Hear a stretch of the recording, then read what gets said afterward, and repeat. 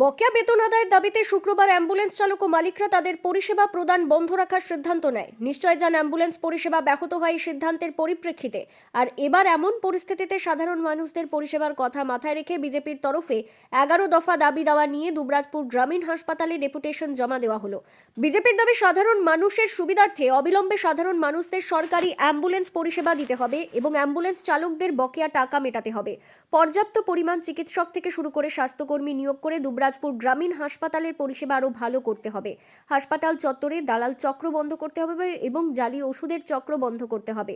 এছাড়াও আবাসিকদের সুবিধা দিতে হবে ইত্যাদি সহ 11 দফা দাবি দাওয়া তুলে দেওয়া হয় হাসপাতালের বিএমওইচের হাতে। এমন ডেপুটেশন কর্মসূচিতে বিজেপি বিধায়ক অনুপ কুমার সাহা ছাড়াও ছিলেন দুবরাজপুর মণ্ডল সভাপতি শম্ভুনাথ ব্যানার্জি, বিজেপি সংখ্যালঘু মোর্চার জেলা সভাপতি মোতাহার হোসেন খান, দুবরাজপুর শহর সভাপতি দেবজ্যোতি সিংহ সহ অন্যান্যরা। অনুপ কুমার সাহা নিজেদের দাবি দাবা নিয়ে বিস্তারিত জানিয়েছেন। যে সরকারি যে অ্যাম্বুলেন্স হয়, সেই অ্যাম্বুলেন্স পরিষেবা যারা দেন সেই ড্রাইভারদের বকেয়া বেতন বেশ কয়েক মাস তারা পাচ্ছে না, যে কারণে তারা স্ট্রাইক করে এবং সেই স্ট্রাইকের কারণে সাধারণ রোগীরা অ্যাম্বুলেন্স পরিষেবা থেকে বঞ্চিত হয়। আমরা বিএমওই সাহেবের মাধ্যমে রাজ্য সরকারের তথা স্বাস্থ্যমন্ত্রীর দৃষ্টি আকর্ষণ এবং এই অ্যাম্বুলেন্স পরিষেবাকারী ড্রাইভারদের বেতন যাতে তারা পায়, বকেয়া প্রাপ্য টাকা যাতে তারা পায়, তার সাথে এই প্রাথমিক স্বাস্থ্য কেন্দ্রে পুরো ব্লকের সহ ঝাড়খণ্ডের খয়রাসোলেরও বহু এলাকার মানুষ পরিষেবা পায়। সেই পরিষেবার ক্ষেত্রে, পরিকাঠামোর ক্ষেত্রে যাতে উন্নয়ন করা যায় এবং হাসপাতাল চত্বর পরিষ্কার পরিচ্ছন্ন নিয়মিত হয়, স্বাস্থ্যকর্মী থেকে এখানকার রোগীদের নিরাপত্তার জন্য নিরাপত্তা রক্ষী যাতে এখানে ব্যবস্থা গ্রহণ করা হয়, এক্স রে মেশিন থেকে অন্যান্য যে সমস্ত চিকিৎসা ক্ষেত্রে পরিকাঠামো ব্যবস্থা সেটার যাতে এখানে ব্যবস্থা চালু করা হয়, এখানে রোগীদের খাবারের গুণগত মান যাতে বাড়ানো হয়।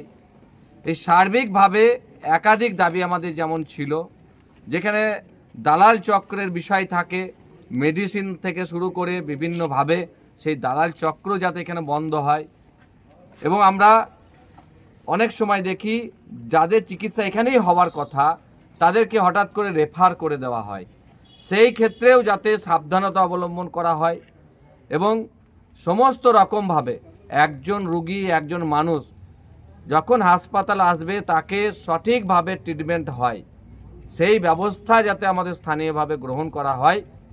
আমরা চাই এই স্বাস্থ্য ব্যবস্থার সার্বিক ডেভেলপমেন্ট এবং বিভিন্নভাবে এই হাসপাতাল বিভিন্নভাবে মানুষ যেভাবে বঞ্চিত হয়েছে আগামী দিনে যাতে বঞ্চিত না হয়, এটা আমাদের নৈতিক দায়িত্বের মধ্যে পড়ে।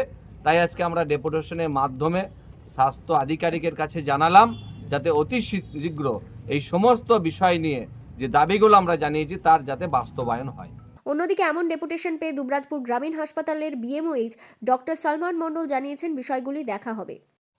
দুবরাজপুর বিধানসভার এমএলএ সাহেব এসেছিলেন বেশ কিছু দাবি দেওয়া নিয়ে এবং আমরা এমএলএ সাহেবের প্রত্যেকটি দাবি দেওয়া আমরা সেটা শুনেছি এবং শোনার পর আমাদের ব্লক লেভেলে যে কাজগুলো করা দরকার সেই বিষয়গুলো আমরা অ্যাকশন নেব এবং একই সাথে হচ্ছে যেগুলো জেলা লেভেলে রয়েছে সেগুলো আমরা ঊর্ধ্বতন কর্তৃপক্ষকে জানাচ্ছি।